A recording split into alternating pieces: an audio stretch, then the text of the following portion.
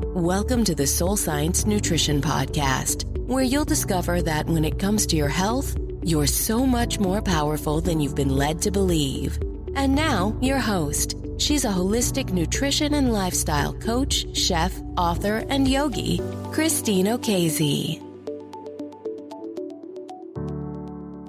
Hello, and welcome to Soul Science Nutrition. Thanks so much for tuning in today. I'm Christine O'Casey, and today we've got a very special guest, Tammy Mastroberte. Tammy is a spiritual teacher, award-winning writer, and founder of the multi-award-winning Elevated Existence magazine. This cutting-edge, digital-friendly magazine has featured interviews with the top-notch spiritual leaders such as Deepak Chopra, Gabby Bernstein, Marianne Williamson, and Mike Dooley. I met Tammy a few years back when I was still doing healthy cooking demos at the Chef Central store. And we got to talking, and she asked me to write the Food as Medicine column, which I've had the pleasure of doing now for the last 5 years. So we're going to engage in a beautiful conversation today with Tammy. She recently authored her first book, The Universe is Talking to You, tapping into signs and synchronicity to reveal magical moments in your everyday. So exciting. I'm going to dive into Tammy's tool bag that's going to help us tame the chaos in our lives. And as she loves to say it, navigate the uncertainty of life with less fear and more faith. Okay. Hey, Tammy, welcome to Soul Science Nutrition. Thank you so much. I'm excited to be here. Oh, it's so great to talk to you. So I just finished reading your first book, which is amazing. And I can see the little background there. The universe is talking to you. Tap into signs and synchronicities to reveal magical moments in your everyday. As I was just sharing with you, Tammy, the book is a must read. Honestly, no matter where you are on the spiritual path, no matter where you are in your journey, it is so helpful. It's really this beautiful how-to guide. And it really resonated with me because these days, I think you even said this in a book, it's useful to know concepts and information, but similarly in my work, we need to know how to do this stuff, how to make it practical and actionable, right? Yes. And that was my whole thing, is that I wanted to, every time I would share my own stories, people would say to me, I don't get signs from a loved one, or I can't believe you notice these things. And I was like, if I can do it, anybody can do it, right? I'm not special. I'm not a trained psychic or medium or anything like that. But there were a lot of books out there, some by psychics and mediums, some not, that really just told stories. And it's awesome to read these stories because they're incredible. I mean, the stories I put in the book are even incredible to me, and it happened to me. But it really doesn't hit home until you start getting it and seeing the examples and proof in your own life. And so that's why I wanted this to really be a how-to, because I wanted people to be able to completely shift the way they view everything happening to them.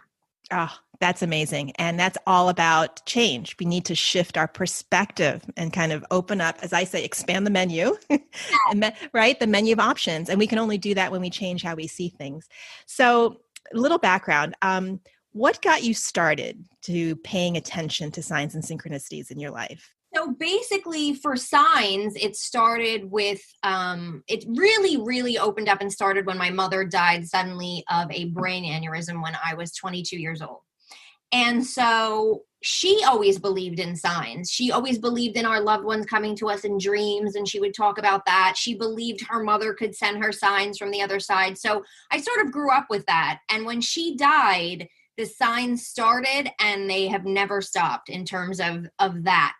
And then, eventually I started to investigate and learn and read and understand so much more. And for me, it was in 2007, I think, when I first noticed synchronicity or started understanding. And when I say notice synchronicity, I mean understanding the fact that we're guided, understanding the fact that there are no accidents, and that even when something happens and we think this is horrible, oftentimes it's leading us somewhere. And when we look back in our lives, we can find these connections. So the first time I noticed that was in 2007. I had been researching different things, and I was listening to a Wayne Dyer podcast. He told me about a Deepak Chopra Chopra Center in New York City, which I didn't even realize they had one. They don't anymore, by the way, but at the time they had one in New York City, and I was working as a magazine editor in New York City. So I looked into it. They were having a perfect health retreat there. They were going to teach meditation. And I was just like, yeah, do I want to go by myself? I don't know. Even though I traveled for business by myself all the time, this was different. Do I want to spend the money? You know, all the things we sort of do to talk ourselves out of things. And I let it go for a while. And then I randomly got a coupon in my email, by the way, not from the Chopra Center, got a coupon in my email for $400 off any course. And I was like, what? So I remember I called a friend. I'm like, I feel like somebody wants me to go to this. I'm like, I don't know why. I don't know what the purpose is. I said, but I feel like this is something I need to do. So I signed up for it. And I tell the story in the book all about how I basically went to this perfect health retreat. I learned a formal type of meditation for the first time in my life. I left there knowing after a couple of days that I wanted to work for myself, although I didn't have any idea how. And then fast forward a year later, I wind up starting Elevated Existence magazine, which is a spiritual and self-help magazine. And because of that connection there, I wound up getting Deepak Chopra as the very first cover story. So the aha moment came when that coupon came in my email. But then when I traced it all back, which I do in the book, and I show you all of the pieces that had to line up perfectly for me to get Deepak Chopra on that cover, it started like a year before. So that was my first aha to be like, wait a second. There's something out there that's orchestrating things for us. And how can I start paying more attention to it? And then how can everybody start paying more attention to it? So those are the two sort of pieces that opened me up to Signs and Synchronicity. So powerful. And the way you talk about in the book, it has you, it's like reading a mystery novel. It's like you want to find out what happened next. Honestly, it's so good. Why is connecting to the universe? Why is seeing signs and synchronicities important? Like for just someone out there who's really kind of new to this, right? Why is it important? So for me, there's a couple of major things that really are life-changing about it. The first one is that you start realizing that you're not alone, that you are never alone. Even if you're physically alone in your house, you are not alone. Because the universe, your angels, your guides, and your loved ones who have passed on are around you, are there to support you, can be called on at any time. We are not navigating this life alone. So that alone by itself, right, is like, oh my gosh, that's amazing. It's like a warm blanket. Yeah. It's like, oh my gosh, I have help that I can call on. I have people that are guiding me even when I feel like I don't know what to do. So that's the first thing. And when you start finding that proof in your life, which is the how-to piece of it, right? You start feeling that. And it makes a difference as you're moving through your life. So if you can start finding how guided you have been up until this point, if you can start seeing signs from your loved ones and know they are 100% not gone. They are here. They are with you. They are seeing everything. They're a thought away, literally. And when you start seeing how, oh my gosh, I'm here because of all these other things that happened, then when something happens in your life now, when something either good or bad, right, happens in your life now, you can stop and say, okay, this sucks. If it's a bad thing, this is not fun. Why is this happening? We sort of go through that question, but then immediately you can say to yourself, you know what? I know everything's happening for a reason because I've seen it in the past. So I can have a little bit of certainty amidst all the uncertainty that we face, that at least I know it's going to be okay. It's leading me somewhere. I may have no idea where it's leading me, but it takes some of the sting out of it because I'm going to just be open. I'm going to just follow the guidance and the signs. I know that I've been led to the right place before because look at all the other stuff in my past. So I can just chill a little bit and know that this is happening for a reason. And I'm just going to trust the universe. I'm just going to surrender and I'm just going to move through it. And I know eventually I'm going to understand why I'm going through this. And that alone just shifts everything. It happens to me all the time. I still have crazy, of course, we all have crazy things happening to us all the time. But I can sit and I can remind myself, even if I go back and forth, the human side of me is like, why is this happening? This shouldn't be happening. Well, no, Tammy, if it's happening, then it should be happening. And sort of back and forth and like, oh my gosh, this is the worst thing ever. And it's like, Tammy, everything's happening for a reason. So you sort of have that, good angel, bad angel situation where you can go back and forth and just say, no, it's going to be okay. And it literally shifts everything, because then you can calm down a little bit about it. And when you calm your own energy down, you can open up to miracles, solutions, situations that are going to get you to the next place faster than when we sort of fight against reality or argue about it or think it shouldn't be happening. So probably a long answer, but basically that's why it's so powerful to start understanding and recognizing these things. Oh, it's so powerful, because really most of our suffering, most of our struggle is like this internal war we have with ourselves, right? I mean, yes, things happen in our external circumstances, but then they happen and then we continue to kind of ruminate over them or obsess over them, or as you said, try to figure it out or fight against them and deny them. And so much when it comes to our health, right? When it comes to our self-care, navigating our health challenges, what to eat, what not to eat, even just the basic everyday, it comes down into this mental gymnastics in our mind, which, as you said, is the opposite, right? Of feeling held, feeling guided. We feel stressed. We feel anxious. We feel deficient, right? And we feel very isolated. Yes. Yeah. 100%. And I've seen it myself, even with health issues or with things that I am trying to solve myself or trying to figure out myself. Whereas if I just hand it over to the universe and say, listen, if we're talking about a diet, if we're talking about, like in terms of what would be the best thing to heal my condition or whatever it might be, right? If you just sort of hand it over to the universe and say, I am open, you will get the answers. You will get the answers. And oftentimes you'll get it more than once, where the universe will keep throwing it at you until you're like, oh, okay, I get it. This is what I should be doing. Or this is, this keeps coming up for me. Maybe this is something I should look into. Why is it so hard for us to do this, though? So you say there's signs and there's synchronicities everywhere. What keeps us from being able to see them or hear them or find them? It's honestly, there's two pieces to it. The first piece is we don't recognize them. We're getting them, but we're not recognizing that that's an answer to our problem, or that and then the second piece is we're so busy in our chaos, in our drama, that we're not recognizing, we're not seeing them when they come in. And so the universe has to keep repeating over and over and over again and it's through.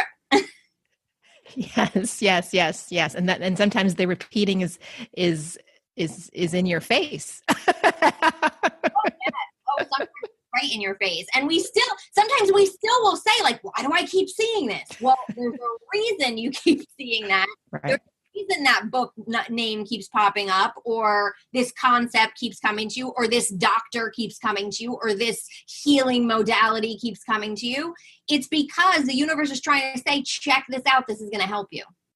Yeah, it's amazing. So looking for patterns, our own patterns, because really that's what it comes down to, is being able to observe ourselves, being more self-aware of what's going on around us, and then noticing our own reactions and responses to things is huge, right? Because oftentimes we're just in our own little, hamster wheel and then we keep wondering, well, why do I keep bumping up against this problem?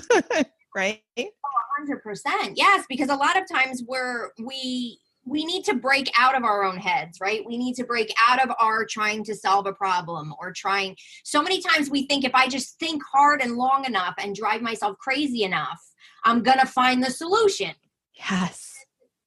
And because listen to me, I'm a Virgo, I'm analytical, I drive myself and everybody around me nuts. I know that's the way it works. However, I also know that that's not the fastest way to the solution. The fastest way to the solution is letting go, calling in help, say, here's my problem. I'm trying to find a solution. I know you already know the answer. Can you just bring it to me into my awareness? And can you help me recognize it when it comes in so that I can act on it? It takes a couple of seconds, but whenever we ask for help, it always comes. If we ask for it, it's 50-50. Who knows what's going to happen if it's going to come? But if we ask for it, it's there. I love what you said. It's the fastest and it's more efficient. It's a more efficient way to get where we want to go, right? It's not that we need to check our brains at the door, but again, it's kind of 50% of the equation, right? I say this all the time, right? It's like, okay, the analytical mind is great, but it's more of an execution, I think, a part of how we move. The actual inspiration comes from our spirit. Like when people, they're trying to figure something out and they're like, oh, I don't know, I'm just tired, I need to go take a shower. And then they go take a shower and they've let go of the problem. How many times has this happened? And then all of a sudden in the shower, because now you've let go and you shut the analytical mind off, the solution can come in. Totally. Oh my God. Or, maybe you're going to go clean something and just try and get out of your head or whatever it is. And then all of a sudden they get the answer. Well, that's spirit. That's the universe. That's your angels and guides saying, oh my God, finally she shut up her brain and I can get through. Here's what you need to do. Here's the solution. But it is hard when we are worried about something, when we're in that zone of being stressed or overwhelmed or upset about something. And that's why we have these tools available to us to sort of bring us back to the present moment, because that's where the signs and the answers are. Now, one of the things you mentioned, present moment. Okay, so I'm going to give you a specific example because I work with a lot of folks who say, I know I need to meditate more and I'm trying to be more mindful in my eating and, everything I do. But your thoughts are your thoughts. They're never going to go away. It's just a matter of finding how to quiet them. So here's a perfect example that I get, right? So nighttime eating. You're at the fridge or you're about to, open up the bag of whatever it is or have the other glass of wine. What's your go-to tools for interrupting these patterns? You have to literally stop where you are and stop what you're doing, sort of interrupt it. And just take, a lot of the things that I teach people are just taking small breaks to get back to the present moment, to get back into your center, to get out of the analytical stress, train of thoughts that are happening and just bring yourself back, body and mind, right? So it's both. So one of the things that I teach people is to just stop what you're doing. And I always say set an alarm on your phone and things like that, if you can do this throughout the day. But you don't have to sit and meditate for 20 minutes, especially if you've never meditated before. Sitting and meditating for 20 minutes, you're going to drive yourself nuts. Okay. Yes. That's just the way that it is. So what I say is stop what you're doing and give yourself a 60-second retreat or a 60-second reset break. Mm-hmm. And just close your eyes, take a deep breath in and out, and then repeat some type of a mantra. I like the word release because I feel like it triggers the mind to just de-stress and release and let go of it. You can also use let go. You can also use, any word that means something to you. Sometimes if I'm anxious or I'm stressed, I like to just say all is well. I am, and repeat that over and over again. And you bring yourself back. All it takes is 60 seconds. The cool thing about this is that neuroscience research is now backing up the fact that these smaller breaks that you take throughout the day are just as effective at rewiring the brain, at, calming down the nervous system, all of that, as those longer meditation periods. Now, I'm not saying don't do the longer meditation periods because they're awesome. However, if you're busy, and especially even if you do those long meditation periods, add these 60 seconds in because it's like a tool that you can carry with you and take throughout the day. Huge. You can, even if you work outside the house, go into the bathroom and take your 60 seconds if you don't want to close your eyes at your desk or something. Or when you get into the car in the morning to go to work, take your 60 seconds. When you get back into the car on your way home, take your 60 seconds.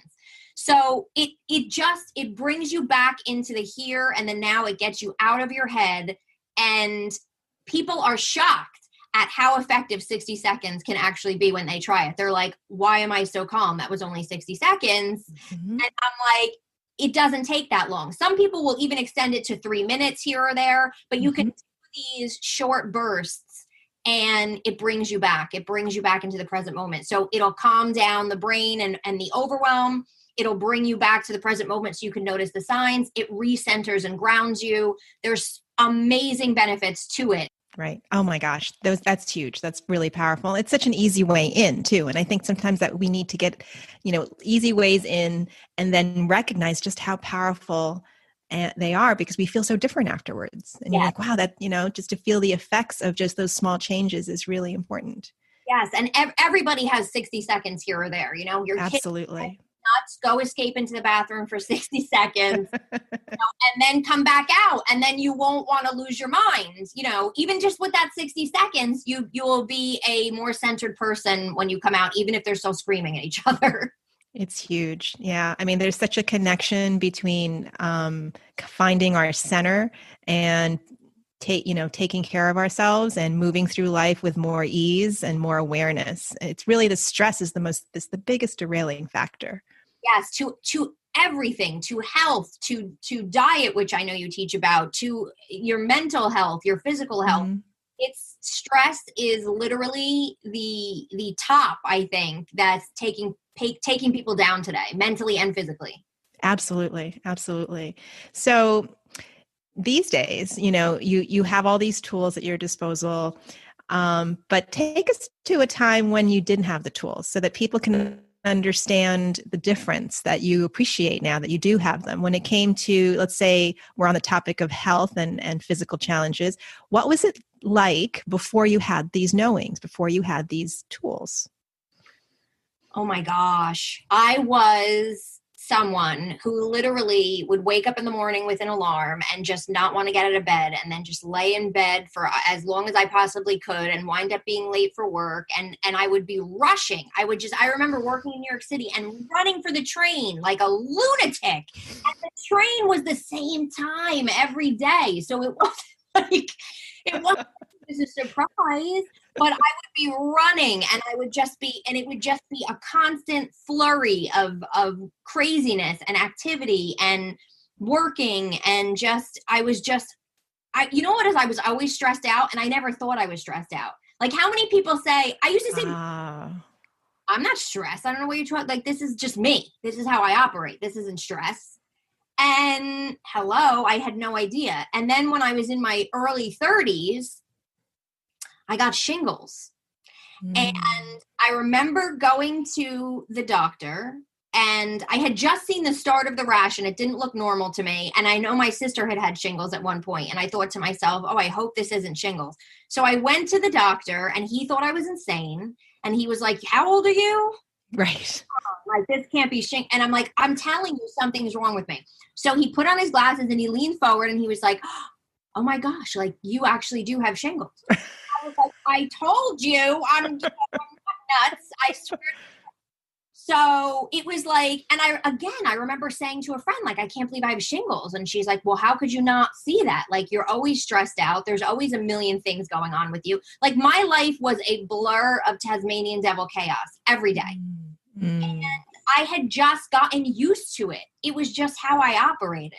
Yes. I didn't think anything of it. And that's what I think happens to so many of us, is that we don't realize that we're stressed out because it becomes our normal life. And then we get a diagnosis, or then we come down with anxiety, or then we're diagnosed with depression or something along those lines. Or we get some kind of physical diagnosis, like it showed up on my side with shingles. And then we're like, I don't understand. And that's exactly how it was for me. So it's funny because people who knew me back when I was in my early 30s and versus now when I'm in my early 40s, they're like, Tammy, your energy's completely different now than when it was then. You're still the same person. You're still crazy and energetic and whatever, but your energy is so different now than it was, back when we were working in New York together or whatever. And it's funny because sometimes, I know that, but it's to hear somebody else say it, it's like, oh my God, that's right. This stuff really does work. Like, yeah, it really does make a difference. Now, is my life still chaotic? Yes. There's constantly crazy things happening around me, but the difference is how I respond to it. And the fact that I have tools to immediately bring myself back into center, to release the drama, to release the emotions, to release whatever is going on inside of me, so that I can get back to being stable, being centered, and being able to handle anything life throws at me. Oh, I love it. What's in your book, you talk about your favorite processes: rant, recognize, and remove. Yes. I love that. Can you just walk us through that? Yes. So I came up with that because a lot of times I think I know we all have these beliefs in our head, and we all have these things going on that we don't even realize are operating on us, right? That are contributing to our chaos, that might be blocking us from signs, that might be blocking us from creating things that we want in our life. And we don't know they're there. And you hear people talk about limiting beliefs all the time, but it's like, well, if they're in my subconscious mind, then how am I going to get them? You know what I mean? Yes. How do I get them? And so I remember thinking to myself and interviewing a bunch of different people on the law of attraction and all of that kind of stuff. And they were all like, you just have to get it out. You have to talk like you're talking to a friend. And I'm like, oh, okay. I'm like, so you have to rant. You have to just like go on a rant. And then that will help you recognize it. And then you can decide, okay, I don't want these. I definitely don't want these beliefs. So basically rant, recognize, and remove is, let's say you are like blocked in some area of your life. And I always say, like, if you want to notice signs and you're not noticing them, sit down with a pen and paper or a computer and a keyboard and just start complaining about the fact that you don't see signs. So it'd be like, I'm reading this book and Tammy gets it, but I'm not going to be able to get it. And I don't know, I guess my loved ones are communicating with me, but I'm not sure. And you can do the same thing with, I'm not making enough money. So you could go and sit like, there's nothing I can do. I can't go back to school. I can't ask for a raise. I don't want to look for a new job. I'm too scared that it might be worse than this job. And you sort of just rant everything out. We're talking to somebody, talking to a friend, and just complain about everything you can possibly complain about until you have nothing left to say about the subject. Then take a step back from it, maybe walk around or, come back to it later, and then look at it and read through each sentence. And you will find limiting beliefs. Yes. Find it all in there. Now, some of them could be operating on you in a bad way. Some of them may not be affecting you. And that's where I say to people, you want to start sort of testing to see which one. And I talk about muscle testing. Yes. I also teach people how to use a pendulum, which you can use also if you know how to use a pendulum for this. But you could just use your body for muscle testing. You can get somebody else to help you with muscle testing. But Beautiful. Finding what beliefs are actually operating against me right now. When you find them, that there's an actual belief that you have, and your body or your pendulum or whatever tells you, like, yes, that's a belief you have, and it's not a belief that you want, then you put that on a list of, okay, that I need to clear this. And then I talk about all different sort of clearing techniques you can use. There's EFT, or emotional freedom technique, that I love. My friend Amy B. Shear teaches a lot about healing yourself, and she does something called the sweep.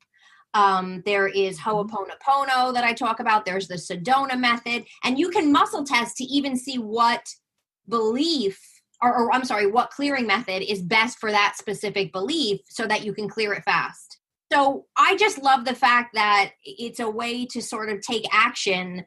And once you start clearing those beliefs, you would be shocked at the changes that'll happen around in your outside life. When you start cleaning up the inside and cleaning up that subconscious mind, it's shocking how all of a sudden the signs start coming through, or all of a sudden money comes from out of nowhere, or whatever it might be.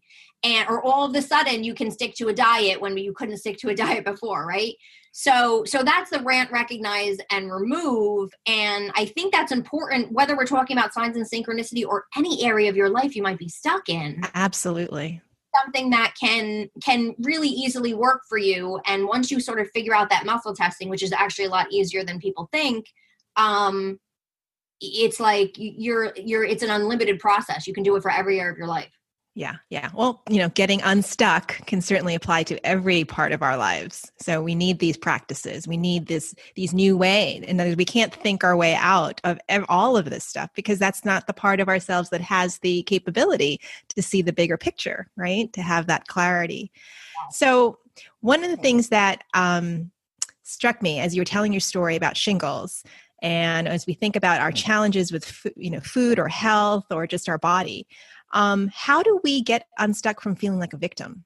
Because the I want to say the shadow side of some spiritual practices will teach you, oh my God, I got XYZ diagnosis. It's because I'm paying for something. It's because there's some, I'm being punished. I should have done something differently. And we go down that rabbit hole, consciously or unconsciously, when we have things that just happen in our lives, especially when it comes to our health. How would you advise, not to go down that rabbit hole?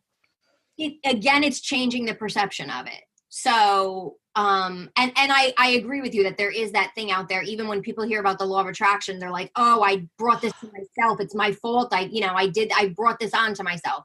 And it's like, if you're going to sit in that mode, you're never going to shift. You're never going to get out of it. Right. So when something happens like the shingles, to me, instead of saying, oh my gosh, this is all my fault, I should have tamed my chaos earlier, I should have found ways to not be stressed out, like what an idiot, I should have taken a meditation class, like, and just been like, or taken the root of, it's not my fault, everybody around me stresses me out, and now look what happened, that whole scenario.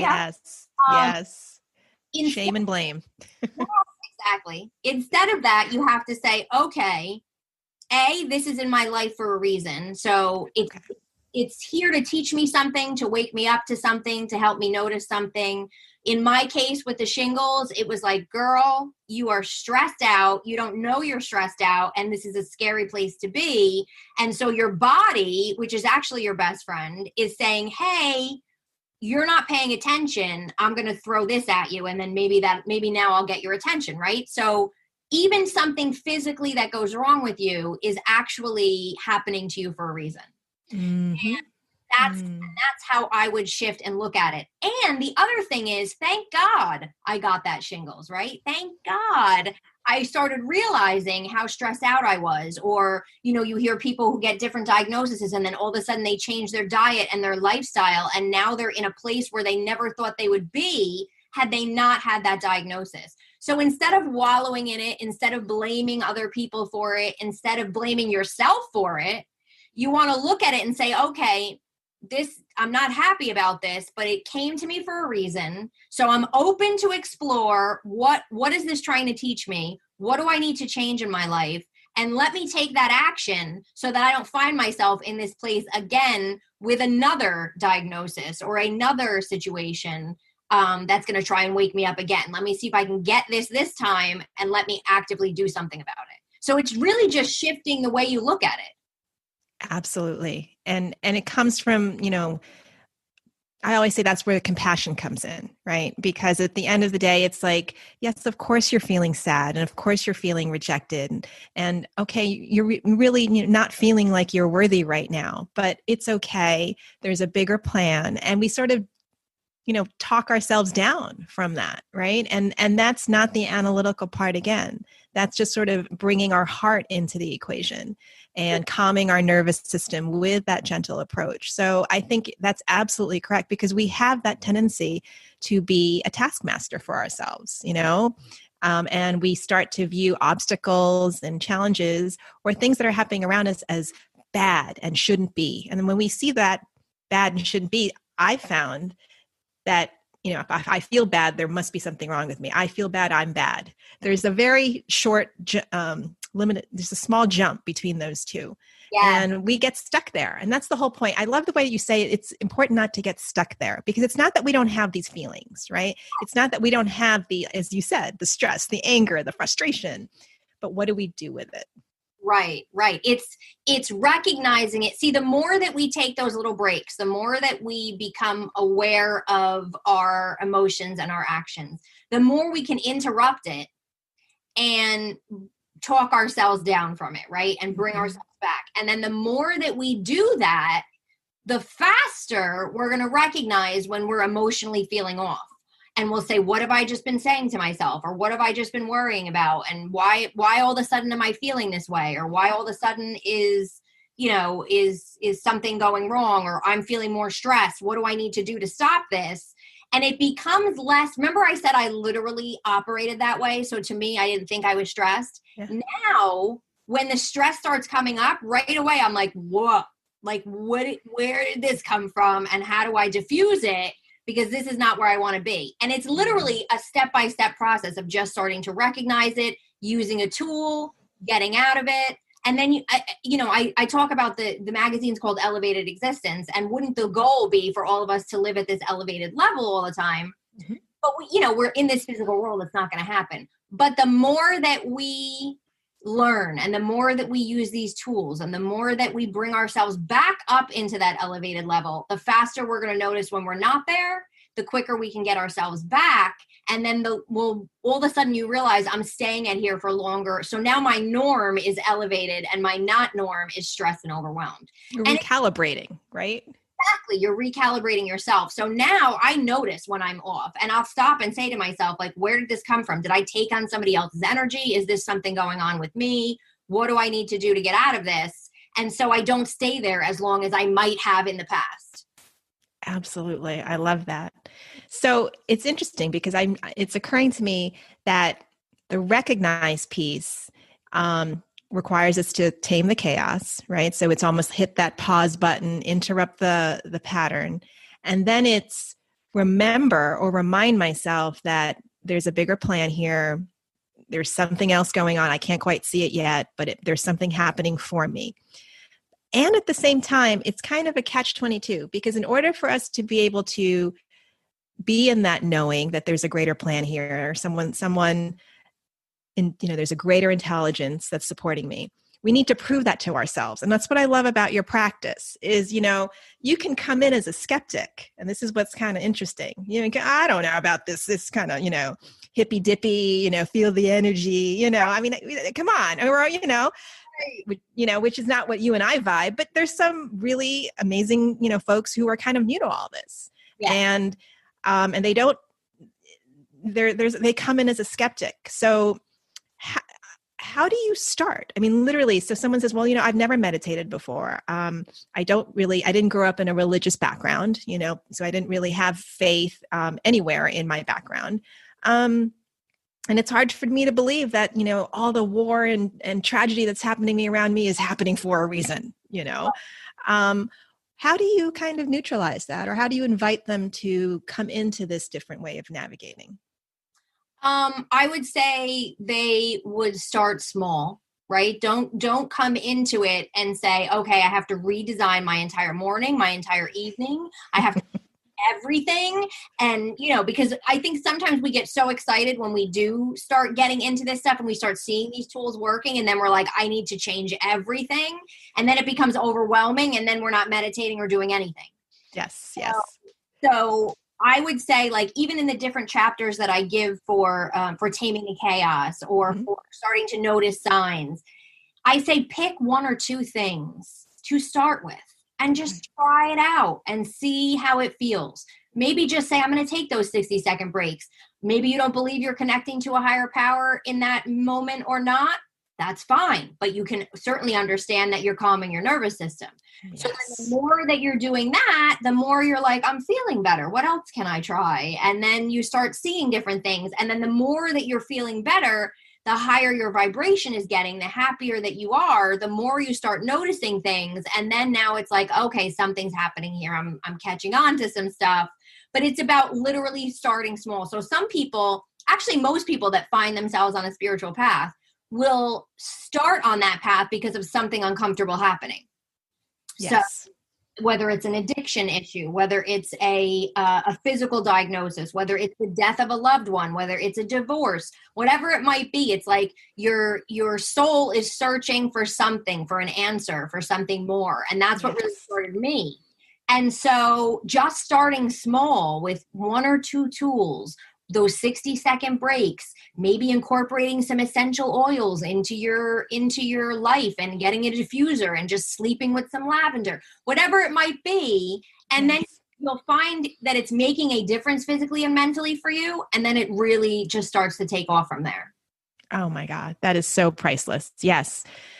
Don't bite off too big a piece that you chew because that's really it. And then we go, oh, it just didn't work for me. I don't have time for that.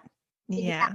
And that's why in the book, I sort of lay it out as a process of, okay, I'm going to dip my toe into this and let me see what happens. And then I'm going to tame my chaos. And you go through learning and understanding and dipping your toe in until you get to the second half, which is the 5 steps. But even then, it's like, just pick 1 or 2 things from this chapter and see what happens, you know? Yes. Maybe go back and try a third one. And then maybe eventually you'll find 3 that you love, and then that becomes your everyday thing. But it has to be a step-by-step process, and you have to just test things out and see what works for you, because not everything will work for everybody. That's why there's a million different options out there for people. Oh, I love that. Yeah. We've talked about the book. It really is such a great resource, because what it does is it lays out that this is a process. There's actually a system. And, we all love systems, we love, kind of step by step and, okay, notice this, move on, notice this and move on. And that's really what it is. It kind of demystifies the mystical in many ways. So Yes. I love that. The other piece too is that I have people create what's called I call a life timeline. Yes. Someone that's skeptical, right? If you're someone that is like, I don't think I'm being guided, or I don't see how I could have been guided, look where I am, whatever it might be. I literally teach you how to do this life timeline where you're writing down all these major events in your life, anything that would, any people that you've met, when you met them, when they came into your life. And I teach people later in the book how to connect those dots. And to me, that's the most powerful thing, to start realizing how guided you are. Because when you start connecting the dots and realizing, if A hadn't happened, I would have never gotten to B, and who knows how long it would have taken me to get to C. And you start realizing, oh my gosh, I didn't even realize that because I met this person, I wound up getting a new job. And then that new job made me meet my significant other. And like, I didn't even think about that. Like, we don't even think about these things, but they're happening. So when we can bring them into our conscious mind, you can't help but realize, okay, I don't know what it is, but there's something that's guiding this universe. There's a rhyme and reason to stuff, even when it just looks like random chaos to me. Right. And my job, therefore, is to be able to tame the chaos so that I can see it and appreciate it, right? And trust it. Noticing it and trusting it and asking for help and then recognizing when the answers come. Talk to me about asking for help. Okay, so this is this is one of my favorites. Is I call it higher help, elevated help, whatever you want to call it. But really, it's asking the universe, it's asking specific angels, your guides, your loved ones who have passed on. Even if you don't know who a guide is or what angel works with what, I say don't get caught up in that. In the book, I give you a reference guide in the back as to the major archangels or major people that I would say call on for different things.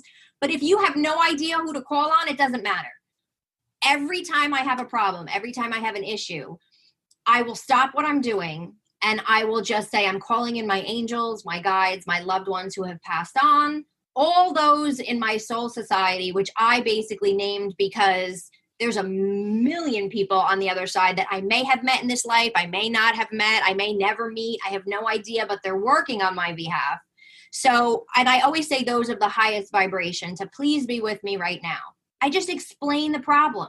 Sometimes I know who to call on. Sometimes I just say, listen, whoever specializes in X, Y, and Z, okay, here's what's happening. Please, I am asking for your help. Just give me the answers.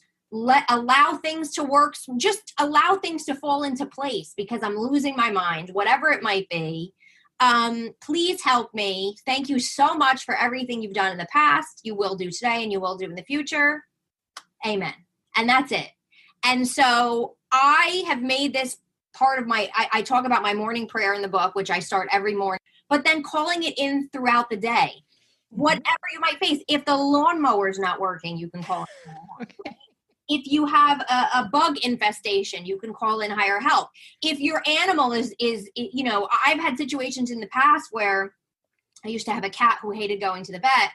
And it was just like a nightmare to try and get her into the cage. And then another time I had to give her medicine and I was just like crying because I'm like, I can't catch her to get her this.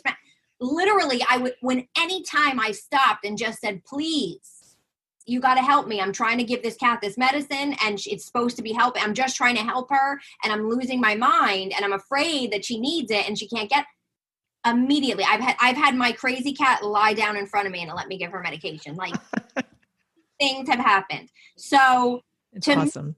Calling in higher help and just starting with the collective, I call them, right? It doesn't have to be, you don't have to know Archangel Michael's for protection or Archangel Raphael's for healing or whomever. If you do, that's fantastic, but you don't have to. They know who they are. You just have to call them in. And all of a sudden things resolve themselves. All of a sudden things are easier or a solution comes to you. And the other piece of it that I love is that sometimes we feel like we can't help someone or someone else is going through something and we feel badly and we feel like I wish I could do something for them or I wish I could help them. Maybe somebody experienced a death or whatever it might be. You can call in their higher help on their behalf. You can say, listen, I'm calling in the angels, the guides, the loved ones for XYZ. And here's what they're struggling with.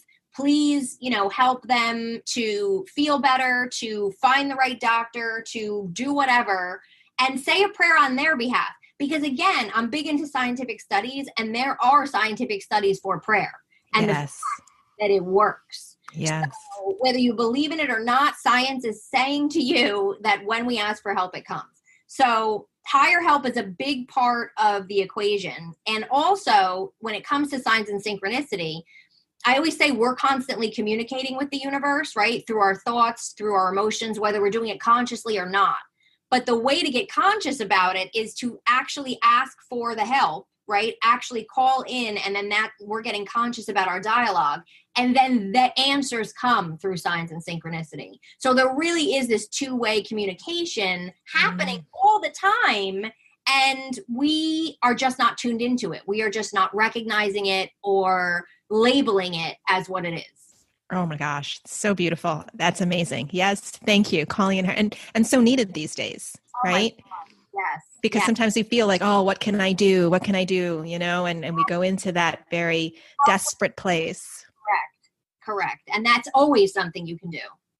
Oh my gosh. A quote. You have so many beautiful quotes sprinkled in at the beginning of each chapter. I didn't know which one to pick because they really kind of, again, the way the book is laid out is it takes these, pretty heady concepts that we read about in spiritual teachings and gives you a day-to-day, 2020 manual on how to use them. Right. So one of the quotes I think that captures everything you just said is, all you have to do is pay attention. Lessons always arrive when you are ready. And if you can read the signs, you will learn everything you need to know in order to take the next step. And that was from Paulo Coelho. So, yes, oh my gosh. The Alchemist, actually. And I was like, oh man, this says everything. So it does. It does. Amazing quotes. I'm sure with the universe's help while I was writing this book. Of course. What advice, Tammy, would you have for someone who's really struggling right now with their health and they're really feeling disempowered and it feels like they've tried everything? I'm sure you've been there in your own journey. We've all been there at some point, right? Where there's just so much challenge and starting to kind of lose faith, which is why I'm asking you. Yes. So I've gone through a lot of different health challenges from when I was young. Just a lot of different stuff going on. And as I've gotten older, I was always looking for answers, always trying to figure things out. But it wasn't until I started calling in the help. So not to go back to what we were, but no, that's awesome. Yeah. Literally what happened. So honestly for me, and I'll never forget, I said, so I was brought up Catholic. And I'm not really a practicing Catholic, but I still utilize a lot of the prayers. I still have the Blessed Mother statue next to the Buddha in my meditation space, right? So I started saying a novena to St. Jude. And for me, I've always had all these different allergies. I was on antihistamines year round, never knew what was wrong with me. And I used to say to doctors, like, I don't understand. This isn't seasonal allergies. I have to be on them like all the time. Like, what's happening? So anyway, it wasn't until I was in my 30s that I finally was like, I am just so tired of feeling crappy and not being able to eat or drink certain things, or not being able to do, like, what's happening? Why are my sinuses swelling all the time and making me nauseous and whatever? And so I was like, I have to do something. So I'm going to do a novena, right? That's like the things they tell you to do. So it's like a 9-day prayer in the Catholic faith. So a friend of mine had this whole, when I tell you, it was like a packet. And I would sit for 15 minutes every night and do this. Now, listen, you don't have to do this. You can just say a prayer. But again, but I'm going to do this. This is like an action. I'm going to take this and do this 15-minute thing. And so, and St. Jude in the Catholic faith is the saint for hopeless cases. And I literally felt like I was a hopeless case, right? Yes. And just as a caveat in the book, I talk about you don't have to be of a certain faith to call on, right? So you don't have to be a Buddhist to call on Buddha. You don't have to be a Catholic to call on St. Jude, et cetera, because really on the other side, everybody is one, and everything, if you believe that, you know that there is no religion there. So that's just what I believe, and that's what I teach people. So I called on St. Jude, and I did this novena, and the craziest thing was I got worse. I got worse. And I remember saying to a friend, like, okay, the novena's broken. Like, he's not getting it. I'm asking to get, to help me, and I'm getting worse. And what happened, again, everything happens for a reason. I had to get worse in order to finally figure out what was wrong with me. Yeah. Because had I not gotten worse, had I not gone down that road and started researching other things that led me to finally realize, oh my gosh, I've had this my whole life. This is what's wrong. And then finding the person who led me to the doctor who could diagnose me, who changed everything, I had to get worse. Mm-hmm. So two pieces in that. The first piece is, it doesn't have to be St. Jude. You can say a prayer to Archangel Raphael. As part of my morning prayer every day, I say, please, Archangel Raphael, continue to heal my body and return it to its perfect state of health, and send me to all the people, places, modalities, occurrences, whomever who can help me. And that prayer alone has led me to people who have significantly helped me in healing. But so the first piece is you can call in help and ask for help specifically with your thing, so that maybe the right doctor will come to you. Maybe the right book that can help you. I've had so many books that have changed my life with healing. So maybe those right things can come to you. The second piece is you have to remember everything's happening for a reason. Yeah. So, and that was the perfect example for me. It was like, I asked for help and you made me worse. Like, what? That's counterintuitive. Like, that's, but then afterwards, looking back again, it's always in the looking back that I was like, oh my gosh, I had to get worse. Thank God I got worse, because I finally got an answer, and then I finally am healing. So I would try and sort of remember those two pieces if you are healing from something, whether it's a gut issue, an autoimmune disease, something worse, whatever it might be. Remember to call in the higher help and to realize that you will be guided to the right source. You will be guided to the right, especially when you start asking for it. And that whatever is happening to get you to where you need to go. And once you get conscious enough to ask for the help, that's when the answers are going to start flowing in. Oh my gosh. It's just so effective because it really addresses everything. The mental chaos, the physical discomfort, the emotional volatility, right? And it brings us really into that center. Yeah. And that is so healing. And so I always like to say, you can come into this work through psychology, through neurology, or through the spiritual path. You're always going to end up on the same place, which is really activating a capacity within us that it's always there. Mm-hmm. But, it's kind of been drummed out of us in modern day life. And I love the way that you walk us through to rediscover and reconnect to really what is why we're here, essentially, is to continue to evolve and wake up to our true nature, which is what I always come back to. Yeah. And to live with more faith, more joy, more peace and calm, because you sort of have this knowing, right? With Signs and Synchronicity, you can literally walk around with this knowing that everything is going to be okay. No matter what's happening, it's leading me somewhere. I have all of this guidance around me. I see it in my past now, so I can trust that it's going to be in my future, and it shifts everything in your life. And that's what it did for me, and that's why I became so passionate about it and started teaching about it. And right now, as I said, I'll say it again, because right now more than ever, we need this work. We need this work so much to find our center, to get the clarity, and to know what to do. You know, who do we want to be as we work through all the changes in this world? And two, what role do we want to play? And that takes consciousness. That takes the ability to be less reactive and hold true to what really we want to be about, right? To have that empowered action in our life. Yeah. I love it. Oh my gosh. Tammy, is there anything I didn't ask that you would love to share right now? The only thing that I want people to know, if they're listening, is that I am a very practical person. I am a very down-to-earth, living in this world person. And I'm not a psychic and I'm not a medium. I'm literally coming at you from an everyday person in an everyday life. Love it. What I have discovered, and here is what works for me. You can do it, right? You can do it. You can understand it. I promise you. You can find the signs. You can do this work. Oh my gosh. Awesome. So we want to know what's going on with you. So what's the best place to find you? Tammy has so many wonderful events, offerings, membership community, right? So what's the best place to find you, Tammy? So people can go to tammymastroberte.com, and you can find different classes there. You can find, you can get for free my top 2 tools to tame the chaos. It's a quick 3 video series that you can get for free.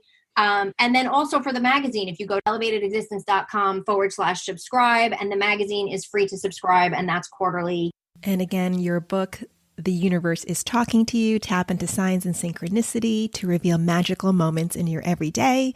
You can get that on Amazon or wherever you get your books. Fantastic. Can't wait. All right. So everybody go get that book. And so Tammy, it's been a pleasure. Thank you so much. And enjoy the rest of this gorgeous day. Yes, you too. All right. Thank you so much. Take care. Bye. Bye.